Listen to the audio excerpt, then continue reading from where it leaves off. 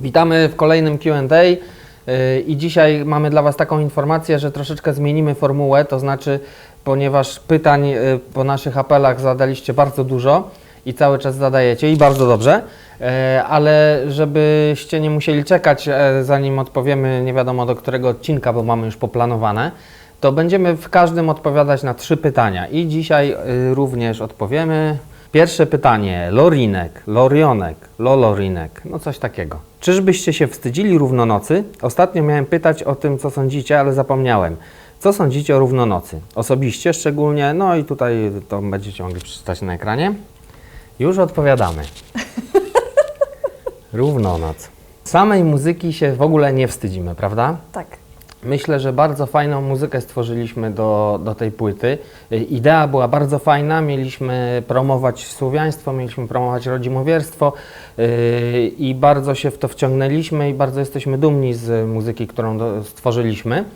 Z tym, że już nie fajnie potem wyszło, zwłaszcza jeżeli chodzi o to, że spłycone to wszystko zostało w tym późniejszym przekazie, który stał się bardzo komercyjny, niefajny.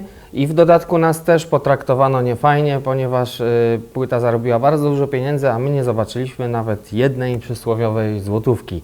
Więc wstydzimy się raczej, że zostało to w taki sposób Wam pokazane, a samej muzyki się nie wstydzimy i te instrumentalne, których słuchasz, są fajne, bardzo lubimy i mamy takie przemyślenie, taki pomysł, może wstępny pomysł, że może kiedyś nagramy to w takiej wersji folkowej, źródłowej, te wszystkie utwory, które wymyśliliśmy do Równonocy i może wydamy to jako taka nasza Równonoc. Co myślicie o tym? Napiszcie w komentarzach. Czy jest szansa na jakieś tabulatury, lekcje na gitarę utworów Percivala, na przykład Alhambra Miesiąc? Jakiego stroju używasz, Mikołaj, w swoich gitarach? I 3. Historyczny Percival nie będzie mieć oficjalnych muzyków, ale co ze standardowym? Pytam, bo są takie utwory jak Oj tam na mori i Żmij dziewczyna. Rozumiem, że chodzi Ci o Percivala Schuttenbacha. Już odpowiadam, jakie było pierwsze. Tabulatury. Wiem, dużo pytań jest o tabulatury, zwłaszcza do utworów takich jak Satanizmus, bo to jest bardzo trudny utwór i potrzebujecie mieć do tego tabulaturę, wiem, i tylko ja ją mogę napisać. Więc w związku z tym myślimy nad kolejnym formatem po Nie kręć tego i Q&A'ach. Być może uruchomimy taką szkółkę dla opornych, gdzie będziemy pokazywać m.in. tabulatury. Jeżeli podoba Wam się ten pomysł, to też napiszcie w komentarzach, co myślicie o tym. Jeżeli chodzi o... Jakie było drugie pytanie? Pamiętasz? Już wyleciało. Czekaj, jaki strój? Jakie stroje? No to w tym formacie też wyjaśnimy, jaki strój używam, albo będzie też odcinek osobny o naszych instrumentach elektrycznych, także śledźcie, subskrybujcie, oglądajcie i sprawdzajcie i na pewno tam będzie.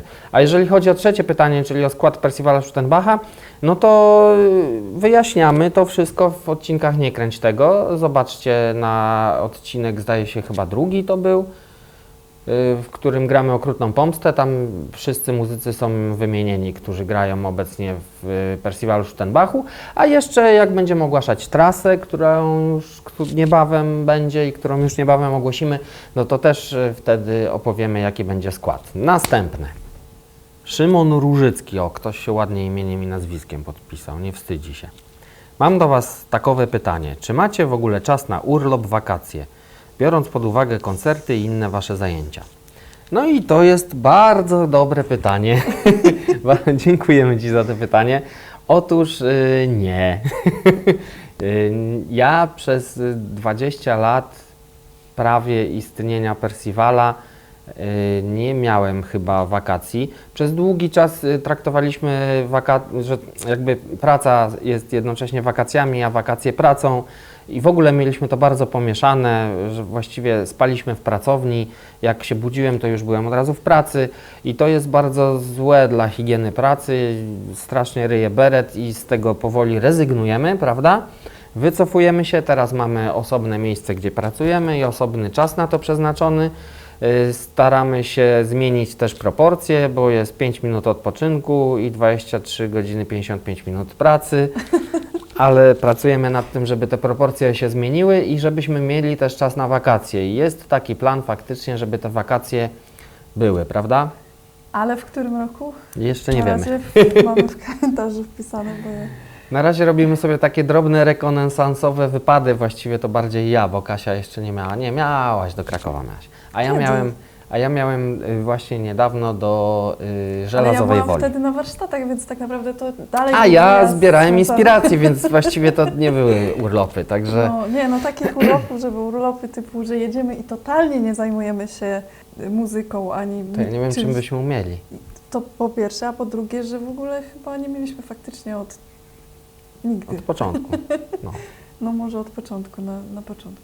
Obiecujemy, że kiedyś sobie zrobimy i nakręcimy to wszystko i Wam pokażemy, ale to znowu Czyli już znowu nie będzie urlop, tylko praca. Kurka, no.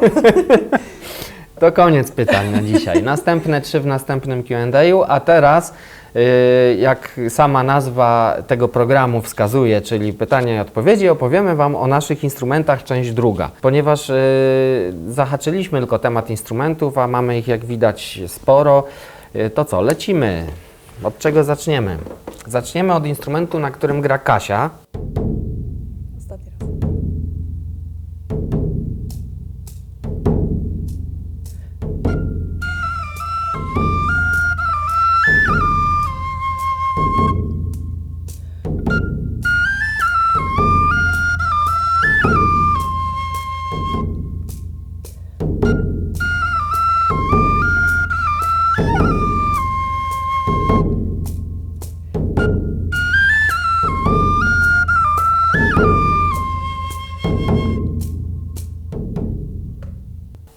Instrumentu, który my nazywamy sopiłką i wielu ludzi nazywa sopiłką, ale Kasia ma nową teorię na temat sopiłki. Co to takiego? Gdzie? Nie, dobra. Chodzi o Twoją nową teorię na temat sopiłki. Z... Nie, No spróbuj. nie mogę. Moja nowa teoria na temat sopiłki jest taka, że mam ich 3 aż. Ale każda z nich brzmi inaczej i może zaprezentuję. Zanim w ogóle zaczniemy opowiadać o tym, co to w ogóle za instrumenty są, to pokażę, zaprezentuję Wam. To jest numer 1, sopiłka numer 1, sopiłka numer 2 oraz sopiłka numer 3. O! No. Czyli jak Wam przed chwilą zademonstrowała Kasia, sopiłka jest z jednej strony cienka, potem jest cienka, a na końcu jest znowu cienka. Tak. A to ma jeszcze tutaj plamę taką z wosku. Dobrze, a teraz żeby było bardziej poważnie. Jest to ukraiński flet, jedyny instrument, którego nie możemy jakby udokumentować pochodzenia z okresu wczesnego średniowiecza, jest raczej późniejszy. Jest to flet 10-dziurkowy, co znaczy, że jest chromatyczny, czyli znaczy to w tłumaczeniu na nasze, że można zagrać na nim wszystkie dźwięki po kolei. To nie. Wcale nie. Któregoś Chodzi dźwięku o nie to, można że zagrać. Po pierwsze, to jest w ogóle cała rodzina tych instrumentów i mają mniej i więcej dziurek, jak sobie ktoś tam tego. A te akurat mają 10, ale nie można na nich zagrać wszystkich dźwięków, bo policz sobie Mikołaj, ile No by tak, musiało mieć faktycznie. dziurek. Ja Dużo. jestem humanistą i z matematyki. To... Ale faktycznie troszeczkę więcej można zagrać. To jest sopiłka C, to jest też C i to jest też C dla odmiany, ponieważ gramy wszystko w D, więc To się jakby samo narzuca. sama się narzuca, tak. I Ale co jeszcze mówiłaś, miałam? że coś jest z nazwą, że tak naprawdę to nie jest Tak, sopiłka, bo ma ustnik. jak sobie szukałam informacji na temat tych instrumentów, to wyszło, że być może tak naprawdę te instrumenty nie nazywają się sopiłka, tylko... Czekajcie. No i widzisz, bo wszystko mi zepsułeś, bo miałeś zacząć od Dawura, a ja mam to na drugiej stronie. Mogę zacząć jeszcze raz. Czyli, jak to się nazywa? Dęciwka. Kojarzycie coś takiego? Kojarzysz coś takiego w ogóle? Dęciwka, Ale cała nazwa wskazuje, chodziło o to, służy do tańca. różnica jest taka, że te dęciwka są bez ustnik. Nie, czekajcie, jak to było? Odwrotnie. Mówiłaś mi tak Ale dzisiaj tak? rano. No. Ale mogłam kłamać. Czyli której z nich mają ustnik, a której z nich nie mają. To sobie wybierzcie, które. Napiszcie w komentarzach, które mają, które nie mają, bo się trochę pogubiliśmy. Ale też znalazłam informację, że tak naprawdę wszyscy i tak to mylą, więc tak naprawdę wiecie. No, my nazywamy to sopiłka i wszyscy wiedzą, że to chodzi o coś takiego. I jako ciekawostka powiemy, że 2 z tych sopiłek są oryginalnie ukraińskie, wywiezione z Ukrainy, zanim wszedł zakaz wywożenia takich instrumentów. I one są też od początku Percivala z nami. Tak. I na One początku... są jeszcze z czasów Rivendella. A, to jeszcze starsze. Tak, one są stare. No i właśnie dlatego ta jedna już tak średnio działa, a ta jeszcze działa. I mam nadzieję, że podziała troszeczkę, bo... To jak jesteśmy przy instrumentach dętych, drewnianych, to mamy ich całą masę. Oczywiście nie używamy ich na koncertach, większość z nich używamy tylko w studio. I to są różne, od takich fletów zrobionych z patyka, bardzo powiedzmy historycznych.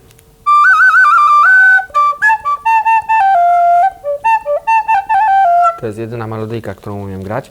Ale wiesz co, bo na tym flecie za dużo więcej się nie da zagrać tak naprawdę. Ta ma z kolei 4 dziurki i to jest właśnie przykład, dlaczego ludzie... Lepiej mieć więcej dziurek niż mniej. Ale tu mamy na przykład, i to jest bardzo fajny, ciekawy instrument, ten instrument został nam podarowany przez Olka z Jara. Jest taki zespół Jar, bardzo fajny. Śpiewa na naszej płycie jeden utwór. To jest taka jakby okaryna z rogu, czy jak to się tam nazywa, to też napiszcie w komentarzach, jeśli wiecie. Taki bardzo ładnie brzmi, tak. I to używamy takich do nagrań. Tu jest jeszcze jeden instrument zrobiony przez Olka. To jest instrument, którego brzmienia nie cierpimy i rzadko używamy, ale czasami trzeba.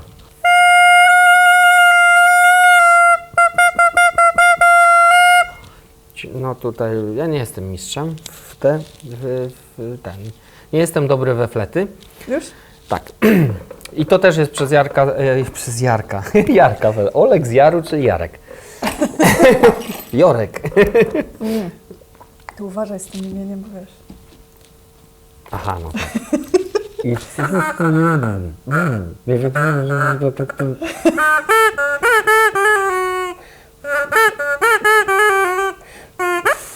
No takie No tam. właśnie mieliśmy Mamy tego całą masę. krótką rekonstrukcję poranku. Jeszcze mamy taki ciekawy z Węgier. To już jest taka całkiem fajna.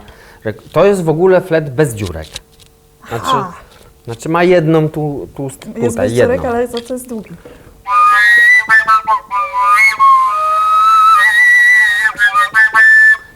To jest tak zwany flet przetęciowy i uzyskuje się na nim dźwięki siłą dmuchu, właściwie siłą dmuchu i tutaj zatykaniem lub nie zatykaniem tej dziurki jedynej, jaką ma. I to jest generalnie bardzo trudne. A tu mamy jeszcze irlandzki flażolet, kompletnie jeżeli chodzi o historyczność to nie bardzo. No tak. Jest metalowy, jest czarny, ale brzmi dosyć metalowo-plastikowy całkiem i zupełnie nie z tego spoko. Brzmi okresu. całkiem fajnie i chyba też na którejś płycie go nagrywaliśmy. Tak. Więc.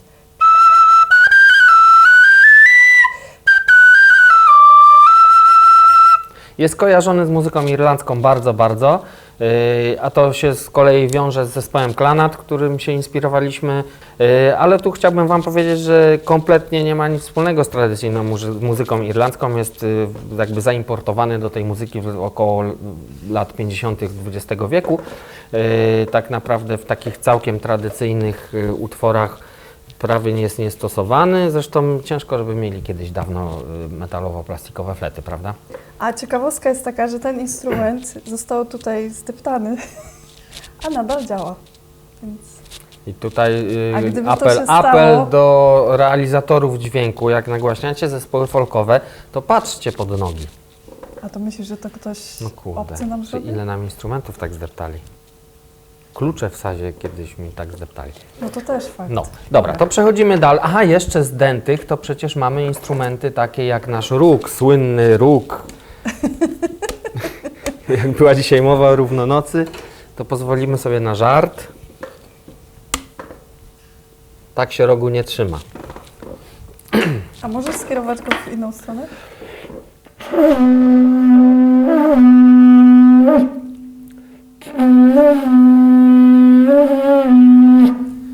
Czasem nagrywamy, jak potrzebujemy nagrać wojów wzywających do walki, na bitwę i z tym instrumentem kojarzy się od razu drugi, to jest ligawa lub trombita. Bardzo też fajny instrument, też ma podobne brzmienie i podobne zastosowanie.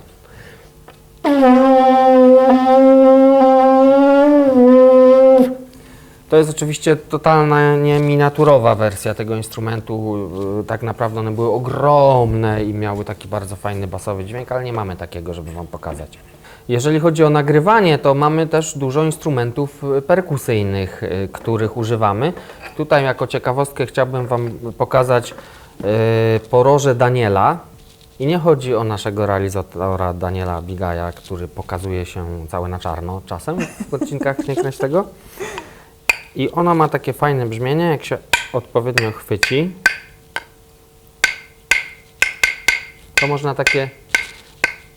A tu mam kawałek palisandra. Bardzo fajne drewno, kompletnie niesłowiańskie. Czasami właśnie takie nagrywamy uderzenia, przydają się. Tu mamy grzechotkę z kości. W środku nie wiem co jest, prawdopodobnie groch. I jeżeli chodzi o perkusyjne instrumenty, to mamy ich całe mnóstwo, jeszcze więcej niż dętych.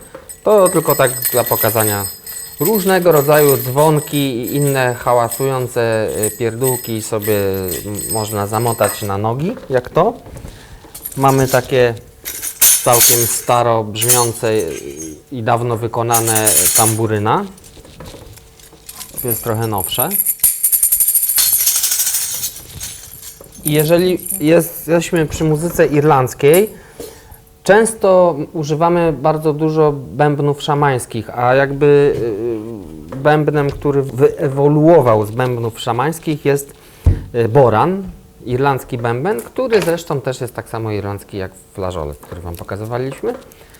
Nie mamy pałki, bo gdzieś nam zaginęła i ten jest akurat też zepsuty, bo tu widzicie siadł naciąg. Jest bardzo irlandzko pomalowany. To jest raczej taka ciekawostka. Także ani duchów nie przywołamy, ani nic nie zagramy sensownego, ale ogólnie często używamy takich bębnów, a na płycie A4 chyba tylko taki był, prawda, użyty. Chyba tak, bo wtedy jeszcze nie mieliśmy tego dużego naszego bębna. I właśnie, jeżeli chodzi o bębny, to tutaj jest nasz duży bęben, który możecie bardzo dobrze kojarzyć. Gdzie jest pałka?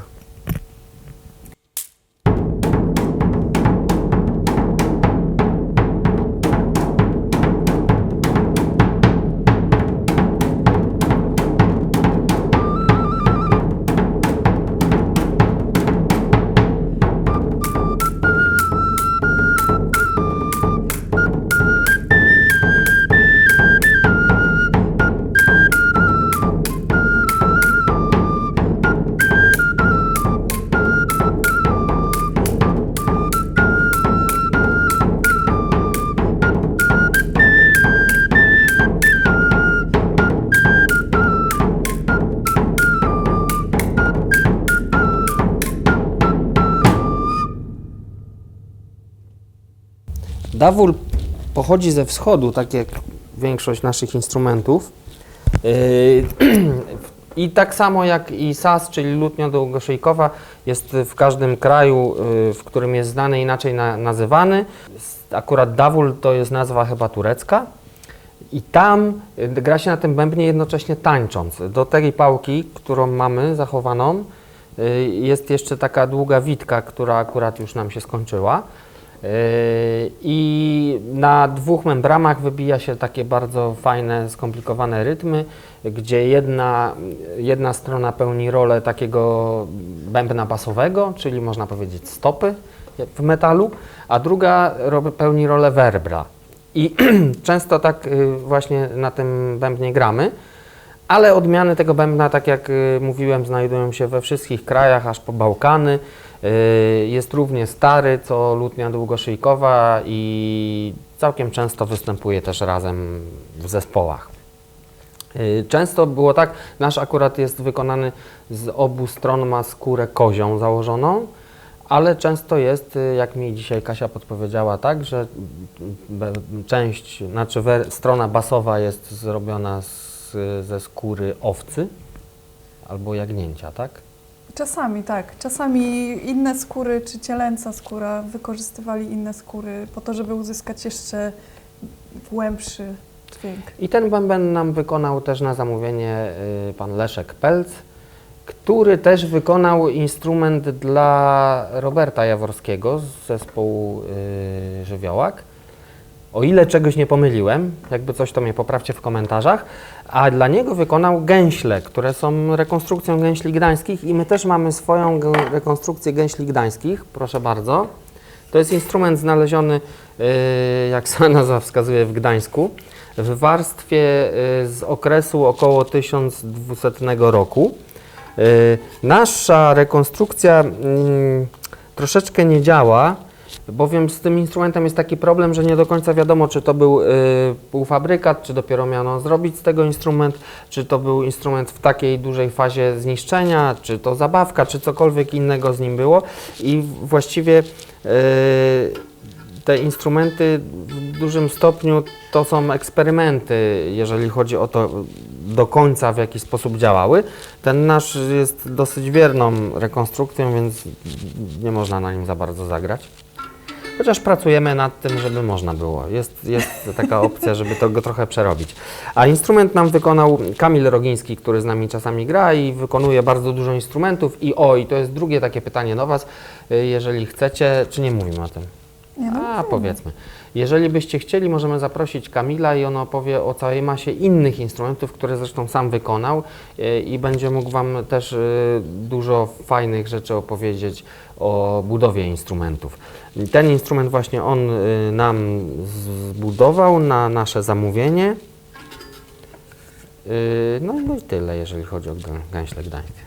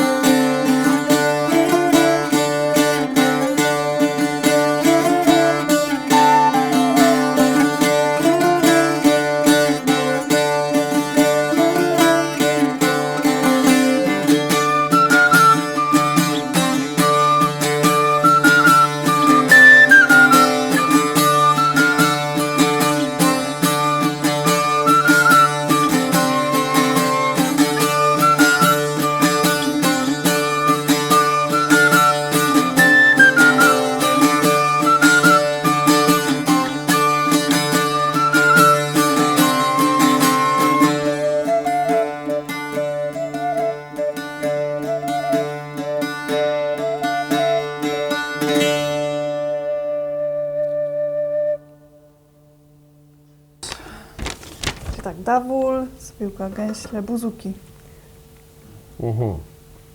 Kolejnym instrumentem, Znaczy na którym wszystkie te w ogóle tam, nie? dość często gramy, jest buzuki. To jest buzuki greckie. Czyli to jest kolejna wersja, kolejna odmiana lutni długoszyjkowej.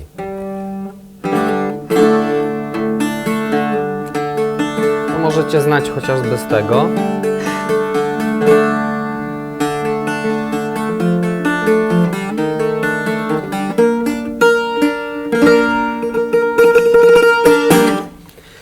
Istnieją buzuki greckie i buzuki irlandzkie. To jest takie może nie do końca idealnie buzuki greckie, ale zbliżone.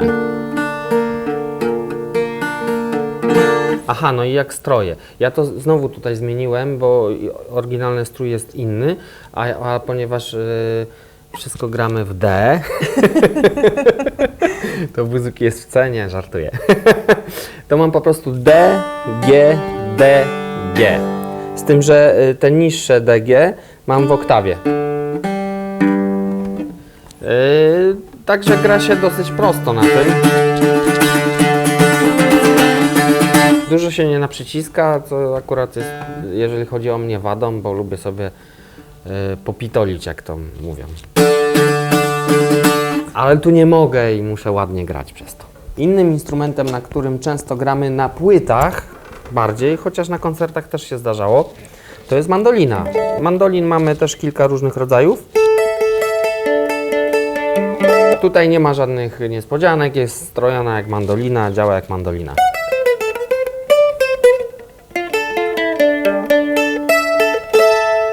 Na płytach Percivala historycznego, a czasem Schuttenbacha nagrywamy ją głównie tylko, a graliśmy na żywo czasami w naszym projekcie drugowojennym, więc dzisiaj jako ciekawostkę pokażemy Wam fragment utworu Deszcz, jesienny deszcz.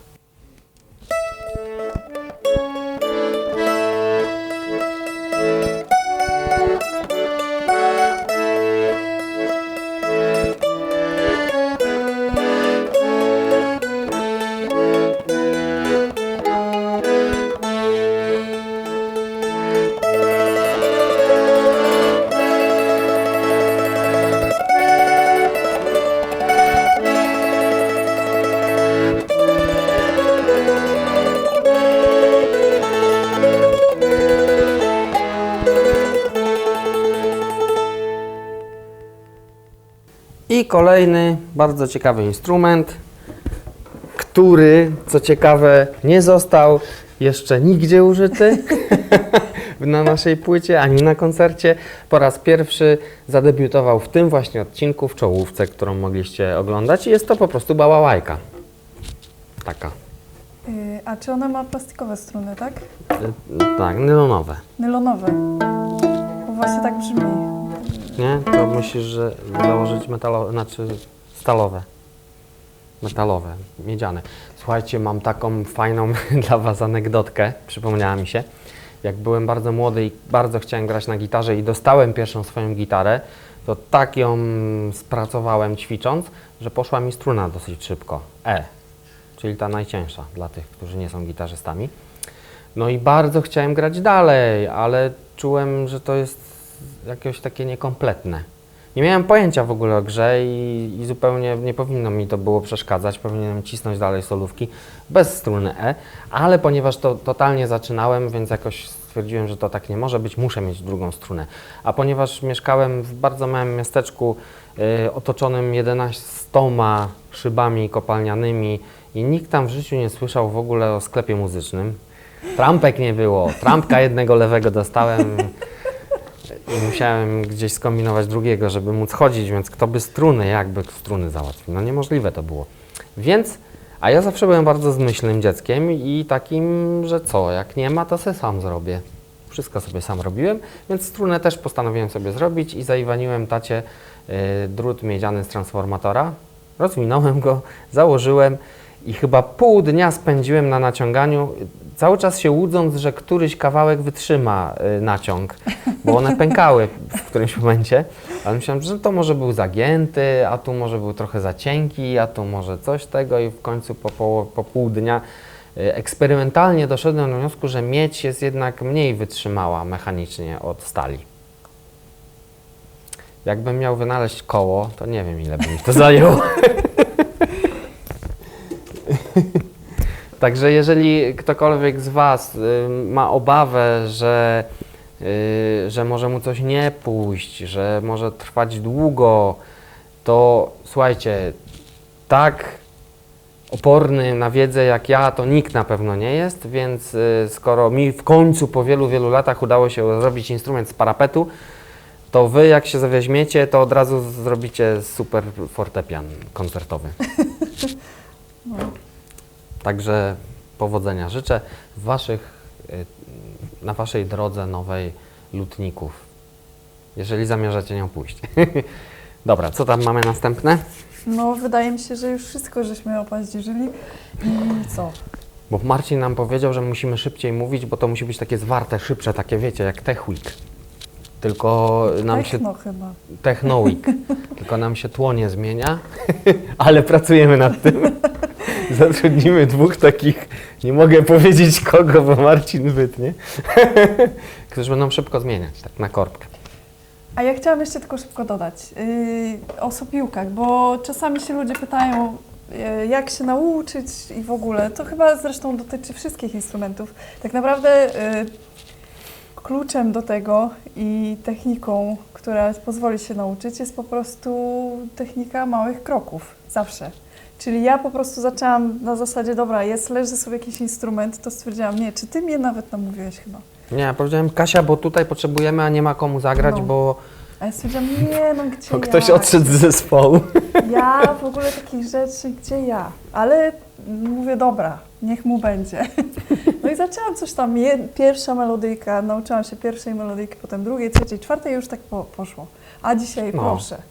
Ja tak samo się nauczyłem też na tych wszystkich instrumentach w ten sposób, co myślę, no przecież nie będę się uczył na buzuki, no nie mam czasu w ogóle, nie? Ale jeden utwór mogę szybko opaździerzyć, to sobie zagram i będzie fajnie. I potem z jednego zrobiły się 2, 3, 4 i jeszcze 2000 lat i będę wirtuozem. No, a to jest podobnie jak z językami chyba, że jak znasz jeden, to już potem leci tam. Już jakby łatwiej jest. Tak, także nie ma co się załamywać początkowymi trudnościami, tylko po prostu wziąć sobie taki wycinek. Nauczyć się kawałeczka, ucieszyć się z tego, że się nauczyło kawałeczek i potem ewentualnie nauczyć się drugi kawałeczek. Ja na przykład nauczyłem się na flecie, to już Wam grałem, jedną melodyjkę kiedyś i potem, ponieważ spotkałem Kasię, już mi więcej melodyjek nie było potrzebne, więc się dalej nie nauczyłem, ale jedną umiem. Czekaj, zagramy w duecie.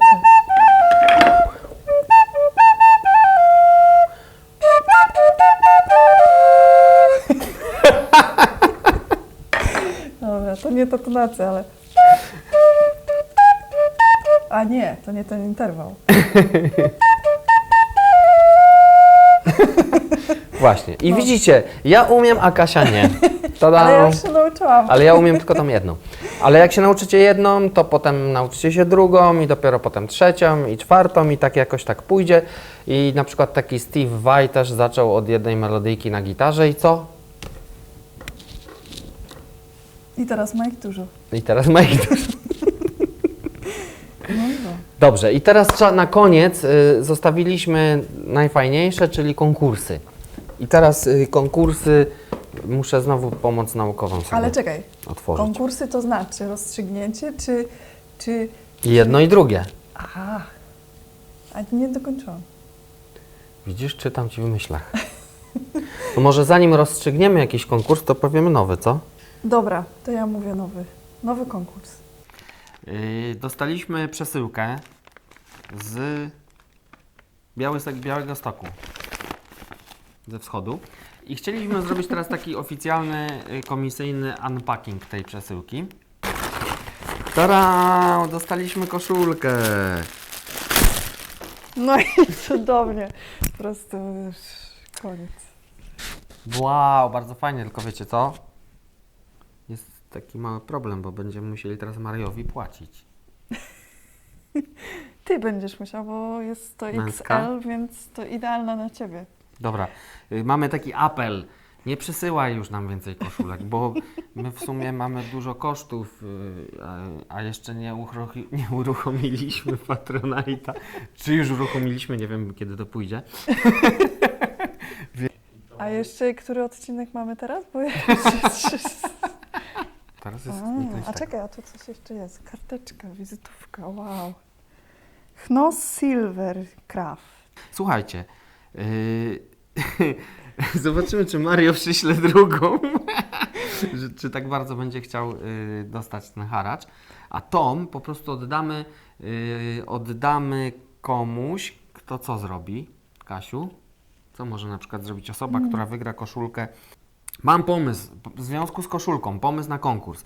Kto napisze w komentarzu, jak nazywała się świątynia, która spłynęła za sprawą pewnego znanego black metalowego muzyka, ta najsłynniejsza, bo kilka spłynęło, ale ta taka najsłynniejsza w Bergen. Jak nazywała się ta świątynia i kiedy to było? I jak ktoś napisze w komentarzach, to dostanie od nas, co ja tak po hiszpańsku, od nas, koszulkę Chnos chyba.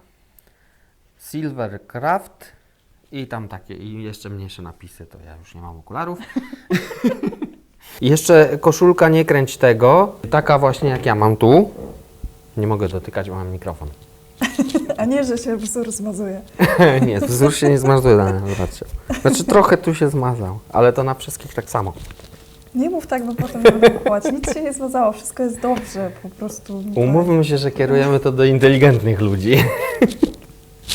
Znaczy Nie? tak, ja mam nadzieję, no kurczę. Że... Słuchajcie, ten wzór taki po prostu jest od nowości. Taki zmazany. A ja się nie dotykam, bo nie wolno.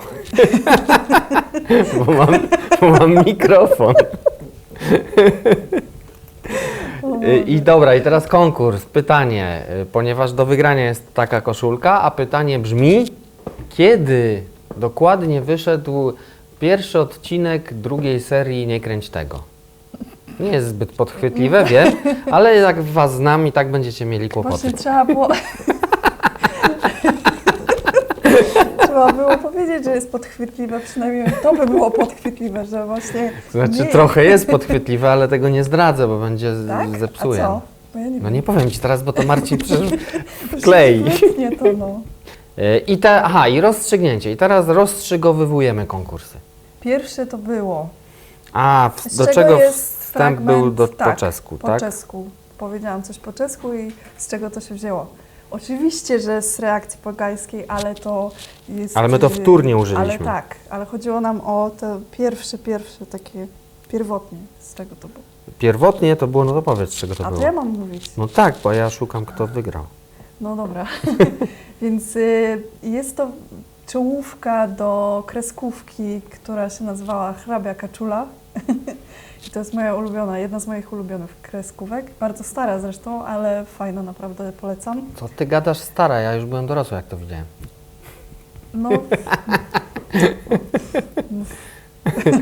Dobra, Hrabia Kaczula. i tak. co mieliśmy jako nagrodę? No przecież zapisałam Ci teraz, to ja mam Ale ja teraz pamiętać. mam tutaj- Zapisałam, żeby nie musieć tego pamiętać. Dobra, to zaraz sprawdzę, a wygrywa Czarna Alicja, czyli Alice Black. A czemu? Przecież nie miałam. Bo ja ona tak wygrać. wybrałem. Aha, bo wybrałaś. No kurde, no. Musimy to chyba uzgadniać przed.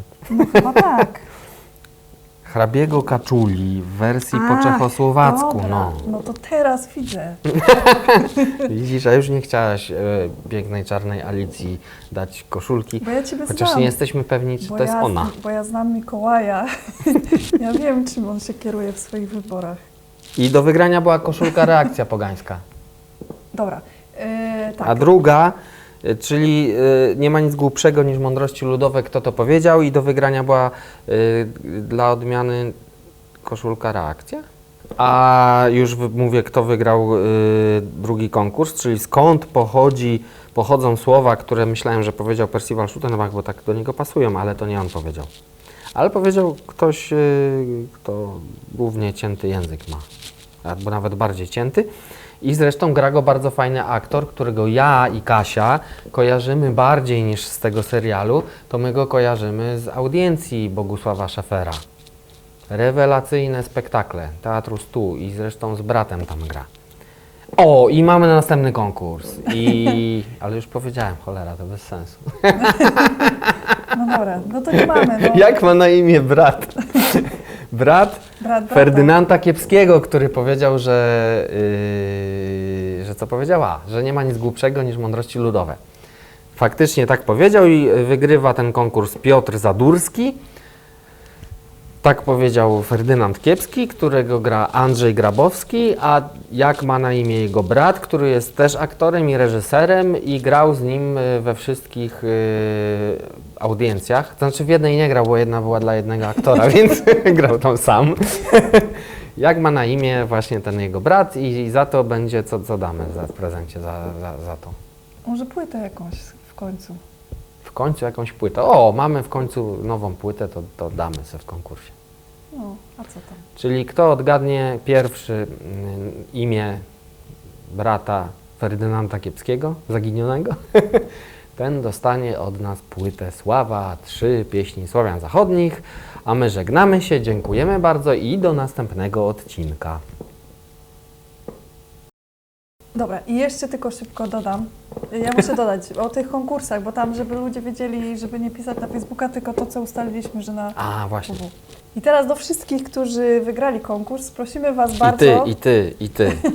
Tak, bo robimy tych konkursów całą masę. A potem co? Ale miałaś dokończyć skończą nam zdanie. się koszulki i co? Miałaś dokończyć myśl. Dobra, czyli tak, ci z Was, którzy wygrali w konkursie, prosimy Was, żebyście odezwali się do nas na maila. I tutaj Mikołaj powie jakiego, bo jest w tym dobry. Percival@percival.pl. I właśnie tam napiszcie, co wygraliście, w jakim konkursie, żebyśmy wiedzieli, dobra? Bo po 30 konkursie zreflektowaliśmy się, że nie wszyscy muszą mieć twarzoksiążkę. To dla tych, co nie mają, to mogą pisać na percival@percival.pl, a dla tych, co mają, to też niech tam piszą, żebyśmy to mieli w jednym miejscu, bo wiecie. Bo potem się pogubimy i powiecie, że... Powiecie, że Percival jest zły, bo nie wysyła płyt, a mamy się zakałapućkami i zamiast nagrywać, to będziemy gdzie miało iść ta koszulka, jaka koszulka, kto a ten, a co to? Bo to nie jest łatwe. To nie są łatwe rzeczy. Ale nie ułatwiamy sobie, tworząc milion konkursów w każdym odcinku. Nie, ale zrobimy ich jeszcze więcej, 2 miliony. Także zapraszamy na następne odcinki i konkursy.